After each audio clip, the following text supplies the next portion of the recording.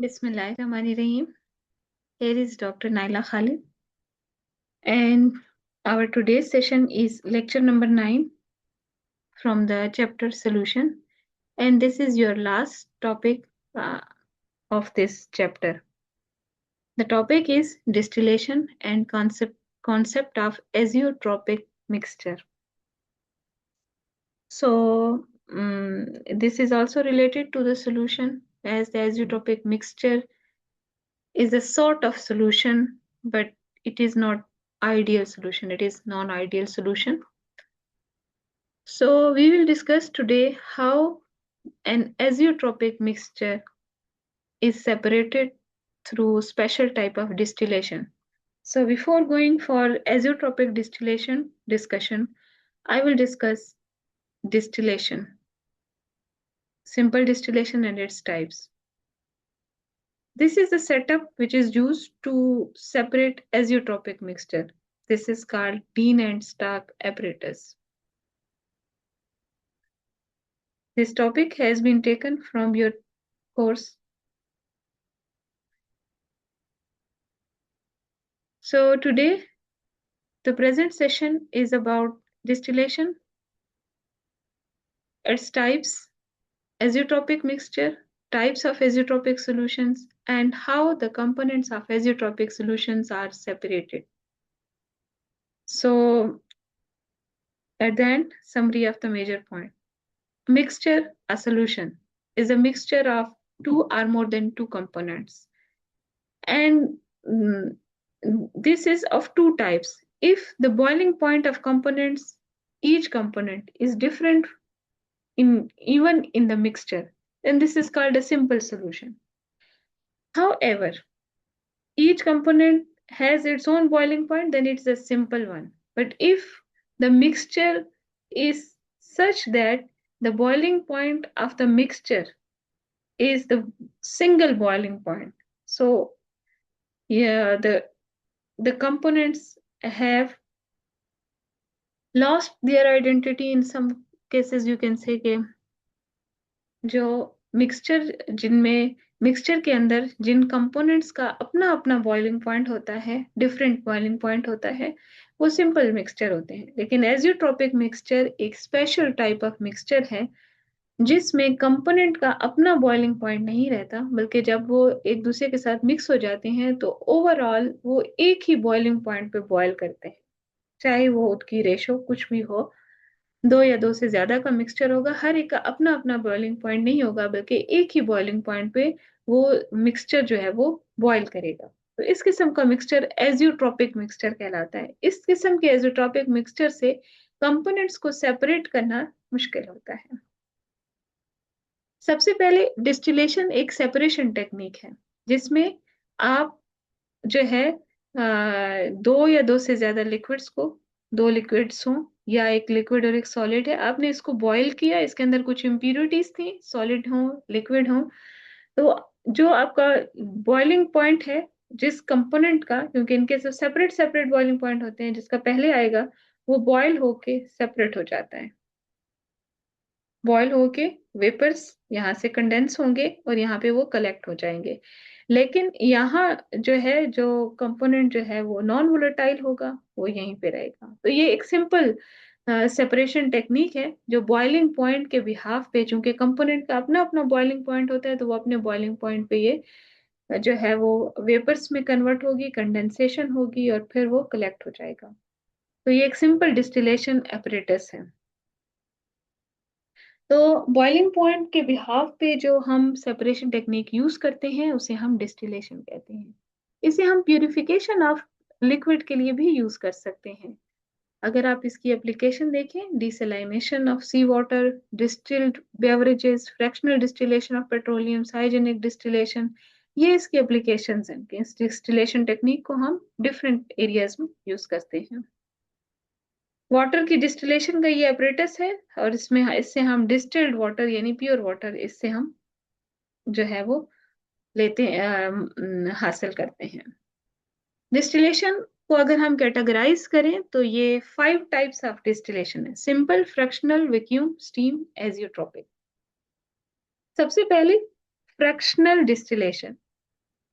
Fractional distillation वो होती है जिसमें बहुत सारे फ्रैक्शंस एक साथ मिक्सचर में पड़े होते हैं, लेकिन हर एक फ्रैक्शन का अपना एक बॉइलिंग पॉइंट होता है। जब आप उसको हीट करते हैं तो लो बॉइलिंग सबसे पहले वेपर्स में कन्वर्ट होके सेपरेट हो जाता है। तो एक फ्रैक्शन आप इस तरह सेपरेट कर लेते हैं, और उसके बाद जो उससे ज्यादा बॉइलिंग पॉइंट का होगा फिर वो यहाँ पे बॉयल होगा, फिर आप उसको सेपरेट करेंगे। इस तरह इस बॉइलिंग पॉइंट के बिहाफ पे आप डिफरेंट फ्रैक्शंस जो है वो कलेक्ट करते जाते हैं।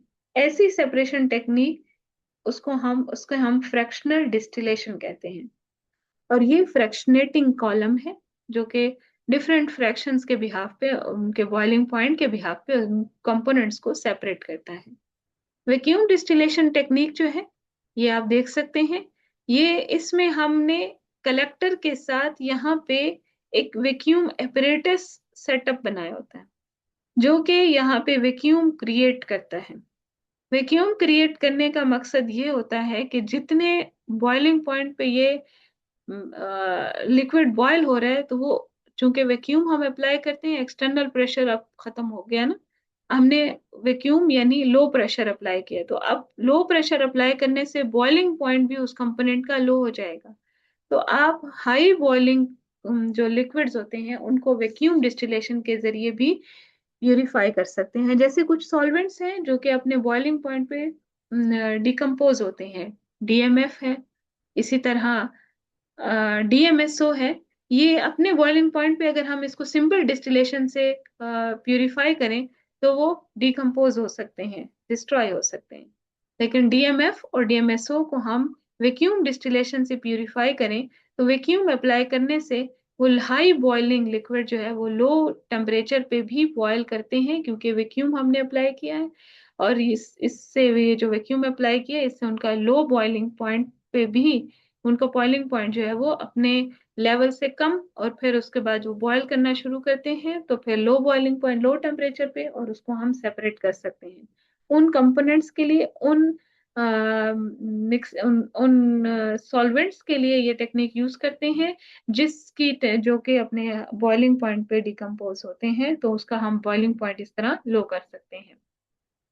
नेक्स्ट मेथड ऑफ सेपरेशन है स्टीम डिस्टिलेशन। ये उन कंपोनेंट्स के लिए होता है जो कि डायरेक्ट हीटिंग से डिकम्पोज होते हैं, तो उसको हम डायरेक्ट हीट नहीं करते। यहाँ पे हमने वो कंपोनेंट लिए, जैसे आपने कोई फ्लावर से कोई कंपोनेंट एक्सट्रैक्ट करना है, वोलेटाइल कंपोनेंट है, और वो डायरेक्ट हीट करेंगे तो वो डिकम्पोज हो सकता है। तो हम क्या करते हैं, यहाँ पे एक अलग से सेटअप बनाते हैं जिसमें हम वाटर को बॉयल करते हैं, स्टीम यहाँ से पास होती है। जब यहाँ से पास होती है तो वो इसको इसमें से वोलेटाइल कंपोनेंट को निकालती है, और फिर वो इस तरह ये वोलेटाइल कंपोनेंट यहाँ से पास होके कलेक्ट होते हैं। क्योंकि डायरेक्ट हीटिंग नहीं होती, स्टीम के जरिए हीटिंग होती है, ऐसी सेपरेशन टेक्निक को हम स्टीम डिस्टिलेशन टेक्निक कहते हैं।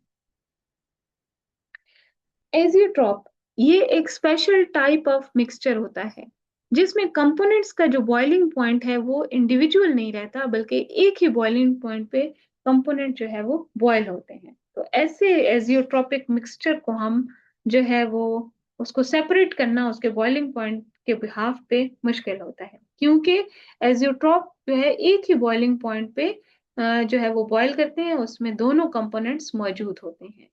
तो ये एजियोट्रॉप क्या है, ये एक ऐसा मिक्सचर ऑफ लिक्विड है जिसका एक ही बॉइलिंग पॉइंट होता है, यानी दोनों कंपोनेंट्स का अपना अपना बॉइलिंग पॉइंट नहीं होता, या उससे कम या उनसे ज्यादा हो सकता है, लेकिन इसका अपना एक बॉइलिंग पॉइंट होता है और इसकी कंपोजिशन भी अपनी होती है, यानी कितने परसेंट कौन सा कंपोनेंट मौजूद है वो भी डिफाइंड होता है। तो ये कॉन्सेप्ट सबसे पहले 1864 टू 1912 में ये जॉन वेड ने, रिचर्ड विलियम ने 1911 में, तो ये जो है ये कॉन्सेप्ट दिया था कि एजियोट्रॉपी जो है it occurs when a mixture of is boiled to produce vapors that has the same composition as liquids.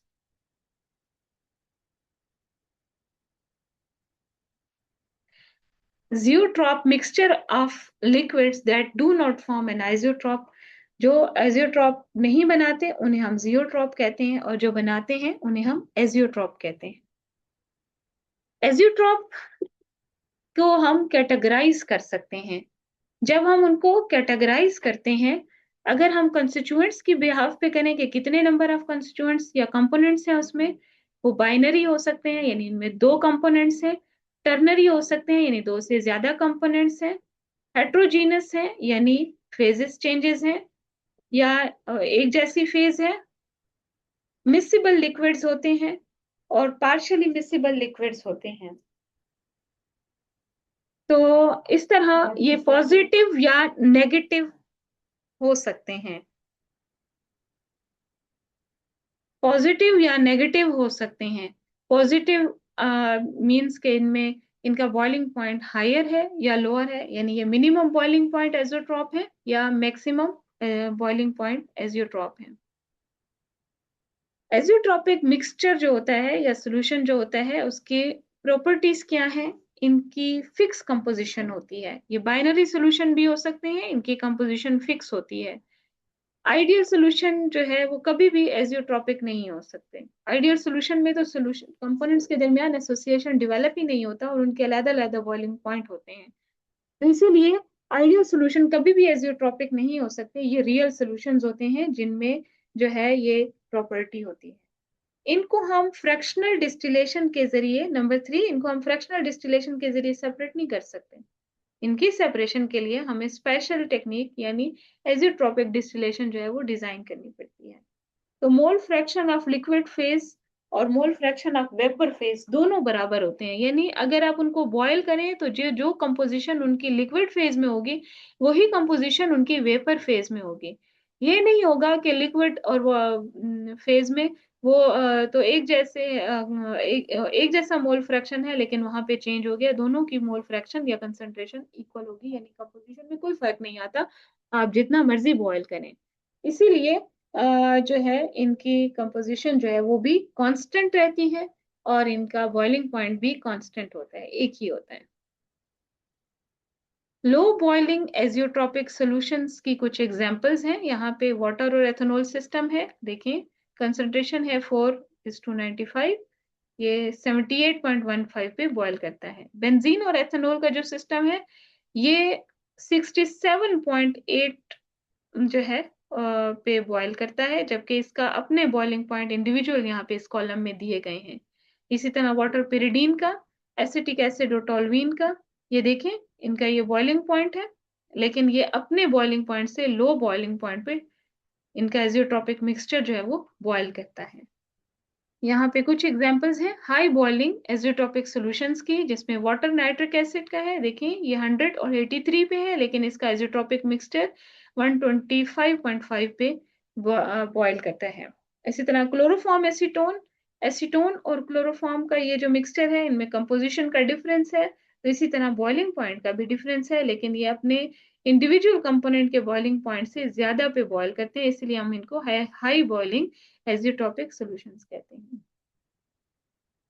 यानी एज़ोट्रॉपिक सॉल्यूशंस पॉजिटिव भी हो सकते हैं, नेगेटिव भी हो सकते हैं।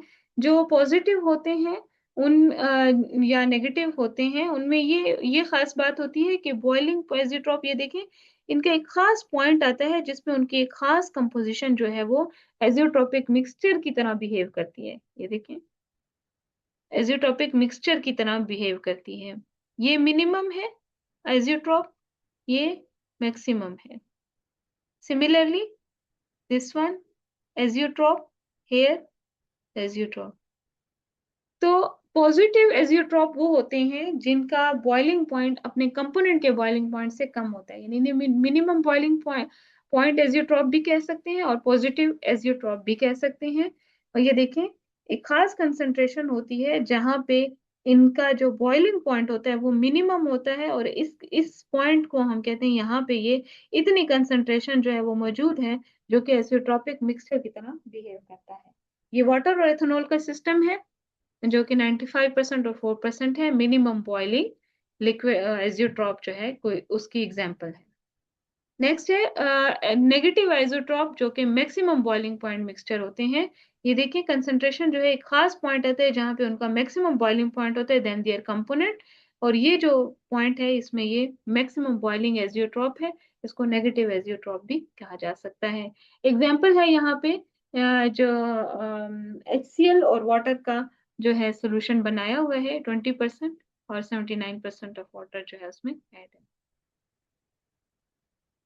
एजियोट्रॉपिक डिस्टिलेशन एक स्पेशल सेपरेशन टेक्निक है जिसमें हम एजियोट्रॉप को जो है सेपरेट करते हैं, लेकिन उसको हम सेपरेशन के लिए उसमें ये एक टाइप जो है यहाँ पे दी गई है, ये डीन एंड स्टार्क एपरेटस है before between condenser and flask. इनके दरमियान ये जो आपको नजर आ रहा है ये डीन एंड स्टार्क एपरेटस है, ये स्पेशली इसके अंदर यहाँ पे फिट किया जाता है। ये एजियोट्रोपिक मिक्सचर यहाँ पे लिया जाता है, उस एजियोट्रोपिक मिक्सचर को ब्रेक करने के लिए उसके अंदर स्पेशल कंपोनेंट एंट्रेनर ऐड किया जाता है, जो उसके अंदर जो उसके जो एजियोट्रोप है उसको ब्रेक करता है। और इससे जब आप इसको बॉयल करते हैं एक न्यू बॉइलिंग पे पॉइंट पे वो बॉयल होते हैं और लिक्विड फेज में अब जो है आप ये इसकी जो है इसको आप दो इमिसिबल लिक्विड्स को इस तरह सेपरेट कर सकते हैं कि वो उनको ब्रेक कर देता है, और इस तरह कंपोनेंट्स फिर हम बॉइलिंग पॉइंट उनका सेपरेट हो जाता है। सेपरेट सेपरेट बॉइलिंग पॉइंट पे वो फिर बॉयल करते हैं और आप इस तरह उसको सेपरेट कर सकते हैं। तो एजियोट्रॉप वो मिक्सचर है जो कि कांस्टेंट बॉइलिंग पॉइंट होता है जिसका, और एक खास कंपोजिशन होती है। लेकिन उसमें अगर हम एंट्रेनर ऐड कर दें, यानी एंट्रेनर के एग्जांपल बेंजीन है, साइक्लोहेक्सेन है, इवन टॉलवीन है, तो ये एंट्रेनर इस एजियोट्रॉपिक मिक्सचर में ब्रेकअप करता है और उन दोनों के दरमियान कंपोनेंट्स को सेपरेट करने में हेल्पफुल होता है। तो हम ये प्रोसेस ऑफ डिस्टिलेशन जो है वो हेट्रोजीनियस या होमोजीनियस हो सकता है, यानी दो किस्म का होता है। हेट्रोजीनियस वो होता है जिसमें जब हम उसको बॉयल करते हैं तो वेपर जब कंडेंस होते हैं तो दो डिफरेंट लिक्विड फेजेस में कंडेंस होते हैं। एक अपने लो बॉइलिंग पहले आएगा और हाई बॉइलिंग जो है वो बाद में आएगा। तो इस तरह आप उसको इजीली सेपरेशन कर सकते हैं। लेकिन अगर आपका मिक्सचर जो है वो होमोजीनियस है तो एंट्रेनर जो जो आप उसमें ऐड करेंगे उस सिंगल फेज में, तो वो उसको कम्प्लेक्स रिसाइकलिंग के जरिए हम उसको सेपरेट कर सकते हैं। एजियोट्रॉपिक्स डिस्टिलेशन को की एप्लीकेशंस हैं कि आप के पास जो कमर्शियल एथेनॉल होता है वो 95% होता है, और उसमें 5% तकरीबन वाटर होता है। अगर हम उसको वैसे यूज करें तो उसके अंदर वाटर मौजूद रहता है, वाटर और एथेनॉल का ये एजियोट्रॉपिक मिक्सचर होता है।